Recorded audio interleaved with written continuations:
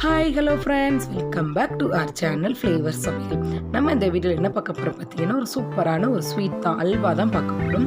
ரொம்பவே சூப்பராக இருந்துச்சு ஃப்ரெண்ட்ஸ். கண்டிப்பாக எல்லாருமே ஈஸியாக பண்ணக்கூடிய ஒரு ரெசிபின்னு கூட சொல்லலாம்.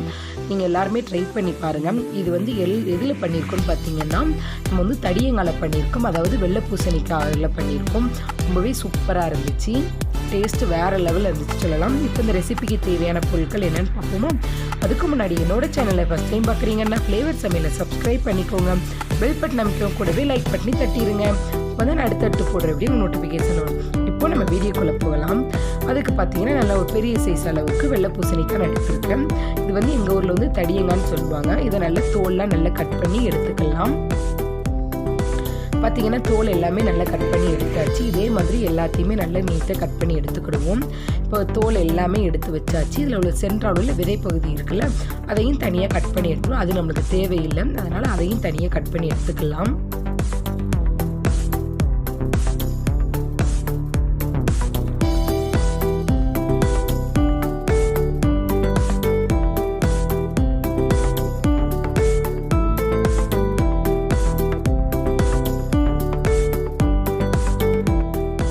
பார்த்தீங்கன்னா ஃப்ரெண்ட்ஸ், தோலும் நல்லா கட் பண்ணி எடுத்தாச்சு. அதில் உள்ள விதைப்புள்ளி எல்லாத்தையுமே நல்லா நீட்டாக கட் பண்ணி எடுத்துட்டோம்.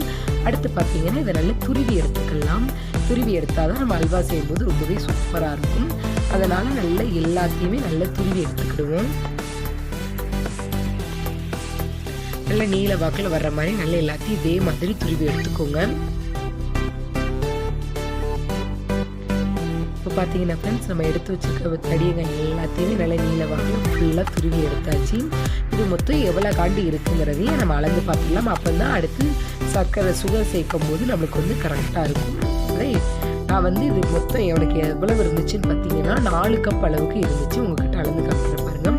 இந்த நார்மல் கப்பு தான் நான் எடுத்திருக்கேன். வீட்டில் என்ன கப்பு இருக்கோ அதை எடுத்துக்கோங்க. கிளாஸ்னால் கிளாஸில் கூட யூஸ் பண்ணிக்கலாம். இப்போ இதில் அளந்து பார்த்துட்டு ஒரு 4 கப் அளவுக்கு கரெக்டாக இருந்துச்சு.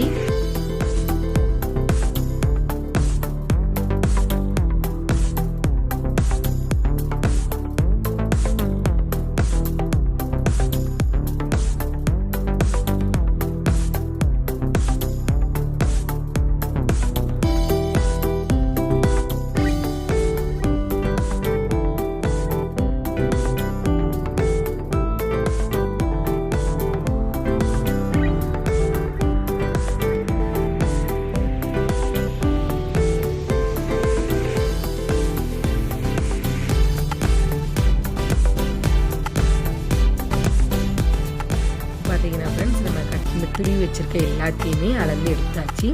அடுத்து பார்த்தீங்கன்னா இந்த தண்ணி பார்த்தீங்கன்னா கொஞ்சமாக எக்ஸ்ட்ரா வாட்டர். நம்ம வந்து ரொம்ப புளிஞ்சு எடுக்கலை.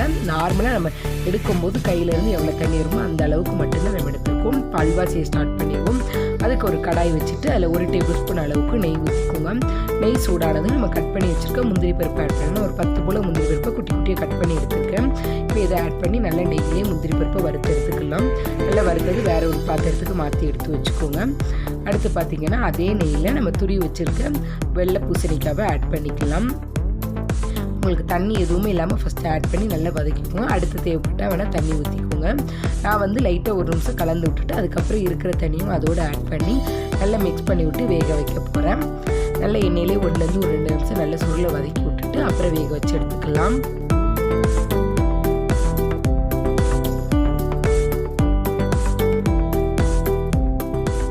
இப்போ பார்த்தீங்கன்னா நம்ம காயை நல்லா எண்ணெயிலே வதக்கியாச்சு. இதை மூடி வச்சு ஒரு 5லேருந்து ஒரு 7 நிமிஷம் நல்லா வேக வச்சு எடுத்துக்கிடுவோம். நல்லா வேகும் போது நம்மளுக்கு அதில் உள்ள எக்ஸ்ட்ராக்காக உள்ள தண்ணியும் வந்து அந்த இதுலேயே நம்மளுக்கு வந்து நம்ம வச்சுருக்க தடியங்காய் வந்து நல்லா வெந்து வந்துடும். அதனால் அதிலே போட்டு நல்லா மிக்ஸ் பண்ணி விட்டுக்கோங்க. உங்களுக்கு தேவைப்பட்டு அப்பப்போ கிளறி விட்டுக்கோங்க. லோ ஃப்ளேம்லேயே வச்சு வேக வச்சு எடுத்துக்கலாம். இப்போ பார்த்தீங்கன்னா கொஞ்சம் ஒரு 1/4 அளவுக்கு வெந்துருச்சு. இன்னும் கொஞ்சம் நம்மளுக்கு வெந்தால் கரெக்டாக இருக்கும்.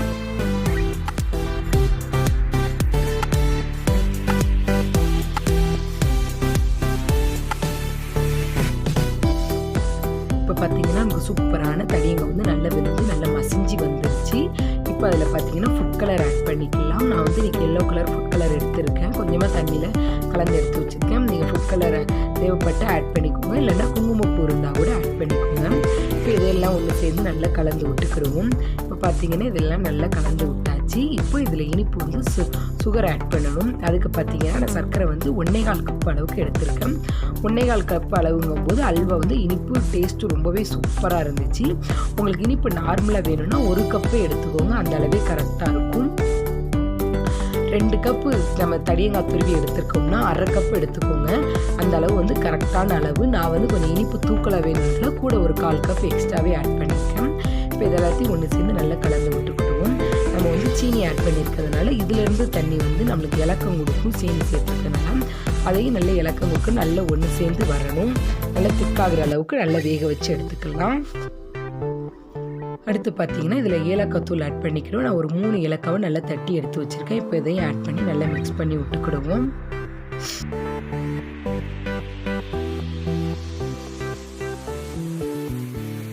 இப்போ பார்த்தீங்கன்னா நம்ம சர்க்கரை ஆட் பண்ணி அதில் உள்ள தண்ணியெல்லாம் வந்து இலக்கம் கொடுத்துருச்சுல, அந்த இதுவும் பார்த்தீங்கன்னா ஓரளவுக்கு திக்காய் ரெடி ஆயிடுச்சு. இன்னும் கொஞ்சம் நேரம் வேக வச்சு நல்லா கலரி விட்டு எடுத்தோம்னா சூப்பரான அல்வா வந்து ரெடி ஆயிடும். நம்மளுக்கு இப்போ பார்த்தீங்கன்னா இடையில கொஞ்சம் கொஞ்சமாக நெய் ஆட் பண்ணிக்கிடுவோம். நான் மொத்தம் பார்த்தீங்கன்னா ஒரு 1/4 கப் அளவுக்கு நெய் எடுத்திருந்தேன். அது வந்து கரெக்டாக இருந்துச்சு. இடையில ஒவ்வொரு ஸ்பூனாக ஆட் பண்ணி நல்லா மிக்ஸ் பண்ணி விட்டோம்னா நம்மளுக்கு பாத்திரத்துலேருந்து ஒட்டாமல் அல்வா வந்து நல்லா திரண்டு வந்துடும். அப்போ டேஸ்ட்டு சூப்பராக இருக்கும்.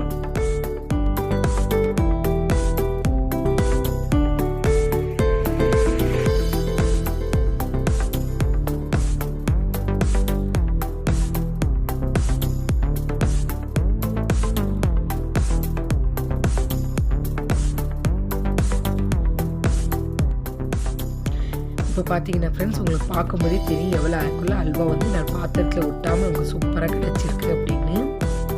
நல்லா மிக்ஸ் பண்ணி விட்டுக்கோங்க. அல்வா பதமும் நம்மளுக்கு கரெக்டாக வெந்து ரெடி ஆகிடுச்சு.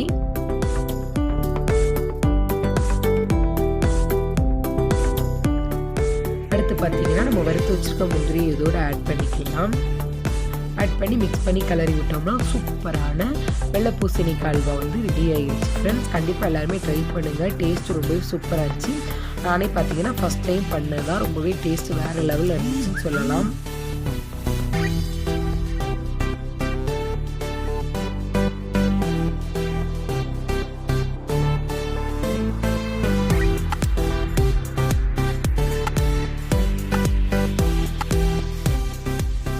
ஃப்ரெண்ட்ஸ், நல்ல வாழை இலையில் சூடான அல்வா போட்டு சாப்பிடும்போது ரொம்பவே சூப்பராக இருந்துச்சு.